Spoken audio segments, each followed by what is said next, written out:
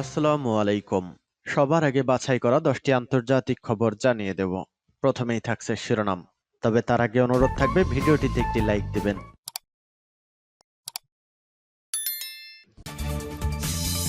আফগানে আত্মঘাতী বোমা হামলায় ৩ জন নিহত, আহত ১২। এদিকে কুপিয়ানস্ক শহর ছেড়ে পালাচ্ছে ইউক্রেনীয় সেনা।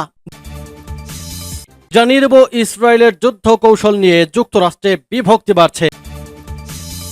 এরপর জানাবো হামাস ফিলিস্তিনি জাতীয় কাঠামোর অংশ, এর সাথে সম্পর্ক রাখতে আগ্রহী চীন। আরও জানাবো ইরান জাতিসংঘের নিরস্ত্রীকরণ বিষয়ক সম্মেলনের সভাপতি নির্বাচিত। এবং সর্বশেষ জানিয়ে দেব গাজায় ২৮,০০০ নিহত হয়েছে, নেতানিয়াহু বলছে যুদ্ধ চালিয়ে যাবেন। এতক্ষণ শুনছিলেন সংবাদ শিরোনাম, এখন বিস্তারিত। অনুরোধ থাকবে ভিডিওটিতে একটি লাইক দিন, কমেন্টস করে জানিয়ে দিন আপনি কোন জেলা থেকে বা কোথা থেকে এই সংবাদটি শুনছেন।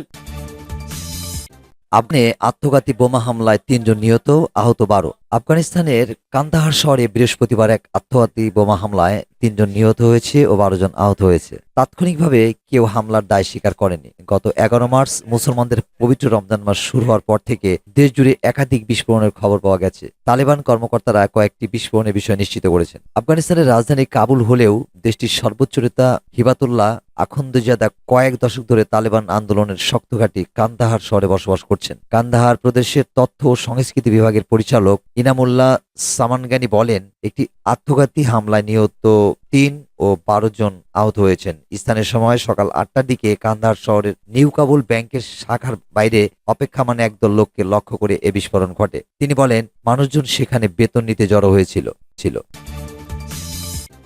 কুপিয়ানস্ক শহর ছেড়ে পালাচ্ছেন ইউক্রেনীয় সেনা। ইউক্রেনের খার্কিভের কৌশলগত গুরুত্বপূর্ণ শহর কুপিয়ানস্কে নিয়ন্ত্রণ নেয়ার দ্বারপ্রান্তে রয়েছে রুশ সেনা। শহরটি থেকে পিছু হটেছে পশ্চিমা সমর্থিত ইউক্রেনীয় সেনারা। ২০২২ সালের ফেব্রুয়ারিতে ইউক্রেন আক্রমণ করে কুপিয়ানস্ক নিয়ন্ত্রণ নেয় রাশিয়া। পরে ইউক্রেনের বাহিনী তা আবার নিজেদের দখলে নেয়। আবার রাশিয়া কুপিয়ানস্ক দখল করে নিতে পারে বলে মনে করেছেন স্থানীয় বাসিন্দারা। তারা সেই মতো প্রস্তুতি শুরু করে দিয়েছেন। এই শহর হলো ইউক্রেনের গুরুত্বপূর্ণ রেল হাব। শহরে এখন শুধু সামরিক বাহিনী ও তাদের যানবাহন চলাফেরা করছে। মাঠে চাষ হয় না, গ্রামগুলি ধ্বংস হয়ে গেছে। স্বর্গ কথাটা শুধু ওই সাইনবোর্ডেই থেকে গেছে। বাস্তবে তার চেহারা বদলে গেছে। শহরের কয়েক কিলোমিটার দূরেই এখন রাশিয়ার সেনা রয়েছে। তাদের গোলা শহরে এসে পড়ছে। তাদের বিমান মাঝে মধ্যে এখানে হামলা করছে। এই শহর তাদের মর্টারের রেঞ্জের মধ্যে এসে গেছে। দুই দেশের সেনার মধ্যে এখন এখানে তীব্র লড়াই হচ্ছে। এ শহর ৭ মাস রাশিয়ার দখলে ছিল। এখন ইউক্রেনের সেনার হাতে উপযুক্ত পরিমাণে গোলাবারুদ নেই। ফলে আবার এই শহর রাশিয়া অধিকার করে নিতে পারে এমন সম্ভাবনা প্রবল রয়েছে। সূত্র ডয়চে ভেলে। ইসরায়েল যুদ্ধ কৌশল নিয়ে যুক্তরাষ্ট্রে বিভক্তি বাড়ছে। ইসরায়েলের প্রধানমন্ত্রী বেঞ্জামিন নেতানিয়াহু বুধবার ভিডিও কনফারেন্সের যুক্তরাষ্ট্রের বিরোধী দল রিপাবলিকান সিনেটরদের সঙ্গে কথা বলেছেন। সেখানে তিনি সিনেটের ডেমোক্রেটিক নেতার তীব্র সমালোচনা করেন। সিনেটের সংখ্যাগরিষ্ঠ ডেমোক্র্যাট দলের নেতা চার্লস শুমার নেতানিয়াহুকে শায়েস্তা করার এবং ইসরায়েলে একটি নতুন নির্বাচনের আহ্বান জানানোর এক সপ্তাহ পরে এবং গাজায় ইসরায়েলের যুদ্ধ নিয়ে ডেমোক্র্যাটদের ক্রমবর্ধমান সমালোচনার মধ্যে কংগ্রেসের রিপাবলিকানরা নেতানিয়াহুর প্রতি শর্তহীন আনুগত্য বাড়াতে চাইছে। এই ধাক্কাটি আসে যখন রিপাবলিকান দলের প্রেসিডেন্ট মনোনীত প্রার্থী ও সাবেক প্রেসিডেন্ট ডোনাল্ড ট্রাম্প এ সপ্তাহে প্রকাশিত একটি সাক্ষাৎকারে বলেছিলেন যে আমেরিকান ইহুদিরা যারা ডেমোক্র্যাটদের ভোট দেয় তারা তাদের ধর্মকে ঘৃণা করে। ডেমোক্র্যাট এবং কিছু রিপাবলিকান ট্রাম্পের মন্তব্যে ঘৃণা প্রকাশ করেছেন, যা তারা বলেছে যে ধর্মীয় তাস খেলা হয়েছে। নেতানিয়াহু বুধবার রিপাবলিকান সিনেটরদের যুদ্ধের অবস্থা সম্পর্কে আপডেট করেছেন এবং শুমারের সমালোচনা করেছেন, কারণ একাধিক আইন প্রণেতা তাকে আশ্বস্ত করেছেন যে তারা শুমারের সমালোচনার সাথে দৃঢ়ভাবে একমত নন। শুমার একই দিনে ডেমোক্র্যাট সিনেটরদের মধ্যাহ্নভোজের সময় কথা বলার জন্য নেতানিয়াহুর অনুরোধ প্রত্যাখ্যান করেছিলেন। বলেছিলেন যে তিনি বিশ্বাস করেন যে পার্টির নির্দিষ্ট উপস্থাপনা এই ধারণা দেবে যে ঘনিষ্ঠ মার্কিন মিত্রকে সমর্থন করা নীতির পরিবর্তে রাজনীতির বিষয়। আমি ইসরায়েল এবং এর দীর্ঘমেয়াদী ভবিষ্যৎ সম্পর্কে গভীরভাবে চিন্তা করি। শুমার সাংবাদিকদের বলেছেন, যখন আপনি ইস্যুটিকে পক্ষপাতমূলক করেন, আপনি ইসরায়েলকে সাহায্য করার কারণকে আঘাত করেন। অতীতে রাষ্ট্রীয় নেতারা সাধারণত সব সিনেটরকে একসাথে সম্বোধন করেছেন, যেমন ইউক্রেনের প্রেসিডেন্ট ভ্লাদিমির জেলেনস্কি ডিসেম্বরে ক্যাপিটল কমপ্লেক্সের একটি সুরক্ষিত ঘরে ভিডিওর মাধ্যমে সব সিনেটরদের সাথে কথা বলেছিলেন। কিন্তু তার বিপরীতে বিপরীতে যে নেতানিয়াহু শুধুমাত্র একটি নির্দিষ্ট দলের সিনেটরদের সঙ্গে আলোচনা করলেন। প্রেসিডেন্ট বাইডেন নেতানিয়াহুকে গাজার দক্ষিণতম শহর রাফাতে স্থল আক্রমণ না করার আহ্বান জানিয়েছেন, যেখানে ওই অঞ্চলের 20 লাখ বাসিন্দার বেশিরভাগই আশ্রয় চেয়েছেন এবং যেখানে নেতানিয়াহু দাবি করেছেন হামাস যোদ্ধারা রয়ে গেছে। এর মাধ্যমে যুক্তরাষ্ট্রের ক্ষমতাসীন দলের সঙ্গে নেতানিয়াহুর দূরত্ব বাড়ছে, ফলে তিনি বিরোধী দলের সমর্থন পাওয়ার জন্য মরিয়া হয়ে উঠেছেন। সূত্র ওয়াশিংটন। হামাস ফিলিস্তিনি জাতীয় কাঠামোর অংশ, এর সাথে সম্পর্ক রাখতে আগ্রহী চীন। বেইজিং এর পররাষ্ট্র মন্ত্রণালয়ের দূত ওয়াং কেজিয়ান মঙ্গলবার বলেছেন, হামাস ফিলিস্তিনি জাতীয় কাঠামোর অংশ এবং চীনের সাথে সম্পর্ক রাখতে খুব আগ্রহী। মিডল ইস্ট মনিটর এক বিবৃতিতে বলা হয়েছে, কাতারের চীনা রাষ্ট্রদূত কাউ জিয়াউলিনের উপস্থিতিতে হামাসের রাজনৈতিক ব্যুরোর প্রধান ইসমাইল হানিয়াহের সাথে কেজিয়ানের বৈঠকের সময় এমন কথা প্রকাশ করেন তিনি।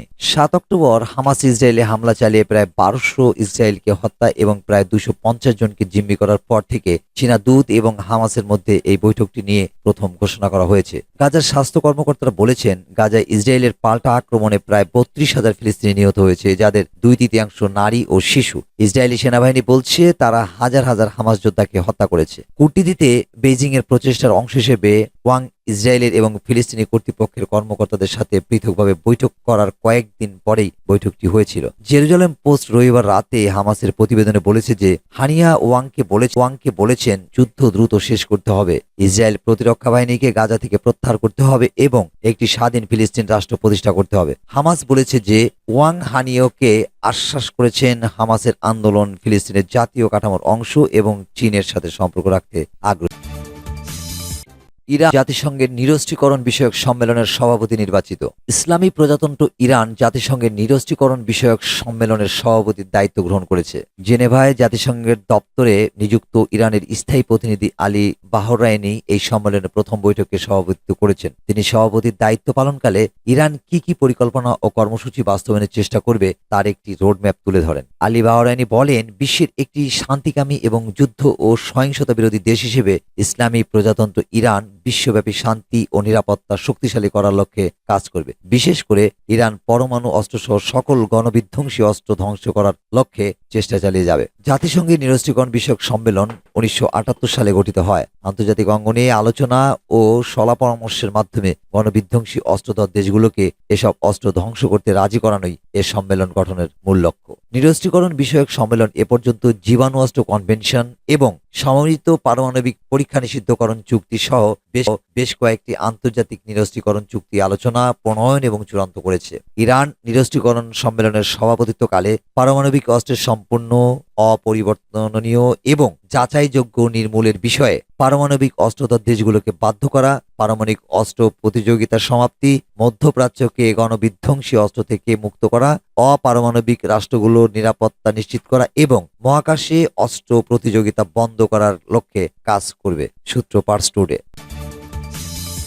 নিহতের সংখ্যা 28,000 ছাড়িয়েছে। নেতানিয়াহু বলছেন যুদ্ধ চালিয়ে যাবেন। ফিলিস্তিনের অবরুদ্ধ গাজায় এখন পর্যন্ত 28,000 মানুষ নিহত হয়েছেন বলে জানিয়েছেন ইসরায়েলি প্রধানমন্ত্রী বেনিয়ামিন নেতানিয়াহু। সেই সঙ্গে গাজায় যুদ্ধ অব্যাহত থাকবে বলেও জানান তিনি। বুধবার 20 মার্চ মার্কিন রিপাবলিকান সিনেটরদের সাথে ভার্চুয়াল কলে নেতানিয়াহু কথা বলেন। সিনেটর জো শাউলি মার্কিন সংবাদ মাধ্যম নিউ ইয়র্ক টাইমসকে এ তথ্য জানান। আল জাজিরা বলছে, নেতানিয়াহু গাজায় নিহতের যে পরিসংখ্যানটি জানিয়েছে তা গাজার স্বাস্থ্য মন্ত্রণালয়ের প্রকাশিত পরিসংখ্যানের তুলনায় 4,000 কম। বুধবার 20 মার্চ সর্বশেষ আপডেটে গাজার স্বাস্থ্য মন্ত্রণালয় জানিয়েছে 5 মাসেরও বেশি সময় ধরে চলা ইসরায়েলের নৃশংস আগ্রাসনে এখন পর্যন্ত অন্তত 31,923 ফিলিস্তিনি নিহত হয়েছেন। মার্কিন সিনেটর হাউলি নিউ ইয়র্ক টাইমসকে বলেছেন, ইসরায়েল গাজায় হামলার সময় বেসামরিক নাগরিকদের হতাহতের সংখ্যা কমানোর জন্য সর্বাত্মক চেষ্টা করছেন নেতানিয়াহু। হাউলি বলেন, তিনি অর্থাৎ নেতানিয়াহু এটি সম্পর্কে খুব সচেতন। তিনি বেশ কিছুটা সময় নিয়ে একটি সম্পর্কের কথা বলেছেন। অন্যদিকে গাজায় যুদ্ধ অব্যাহত থাকবে বলে মার্কিন রিপাবলিকান সিনেটরদের জানান নেতানিয়াহু। সিনেটর জন বারাসো বলেন, আমরা তাকে যুদ্ধের আপডেটের বিষয়ে জিজ্ঞাসা করেছি এবং তার জবাবে যুদ্ধ চালিয়ে যাওয়া, বন্দীদের মুক্তি এবং হামাসকে পরাজিত করার প্রচেষ্টা চালিয়ে যাওয়ার উত্তর পেয়েছি। আমরা তাকে বলেছি ইসরায়েলের আত্মরক্ষার অধিকার আছে, আর তিনি অর্থাৎ নেতানিয়াহু বলেছেন তারা ঠিক এটাই করেছে।